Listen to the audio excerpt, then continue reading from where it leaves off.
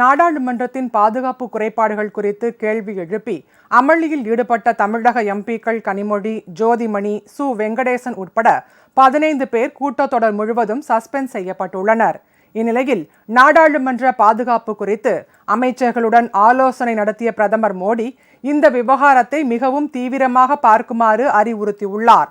நாடாளுமன்ற மக்களவைக்குள் நேற்று அத்துமீறி நுழைந்த வாலிபர்கள் வண்ண புகை குண்டுகளை வீசியதால் பரபரப்பு ஏற்பட்டது. நாடாளுமன்ற தாக்குதல் நினைவு நாளில் அரங்கேறிய இந்த சம்பவம் தொடர்பாக 5 பேர் கைது செய்யப்பட்டனர். மேலும் ஒருவரை தேடி வருகின்றனர். இந்த நிலையில் பாதுகாப்பு பணியில் மெத்தனமாக இருந்த பணியாளர்கள் 8 பேர் சஸ்பெண்ட் செய்யப்பட்டுள்ளனர். இந்த பரபரப்பான சூழ்நிலையில் நாடாளுமன்றம் காலையில் கூடியதும் இரு அவைகளிலும் இந்த விவகாரம் அனலாக எதிரொலித்தது. பாதுகாப்பில் ஏற்பட்ட குறைபாடு குறித்து உள்துறை அமைச்சர் அமித்ஷா விளக்கம் அளிக்க வேண்டும் என வலியுறுத்தி எதிர்க்கட்சியினர் முழக்கமிட்டனர். இதனால் மக்களவை அடுத்தடுத்து இருமுறை ஒத்திவைக்கப்பட்டது. அப்போது 5 எம்பிக்களை சபாநாயகர் ஓம் பிர்லா இடைநீக்கம் செய்தார். 2 மணிக்கு அவை கூடிய போது தமிழக எம்பிக்கள் உள்ளிட்ட எதிர்க்கட்சியினர் அமளியில் ஈடுபட்டதோடு அவையில் தரையில் அமர்ந்து தர்ணாவில் ஈடுபட்டனர்.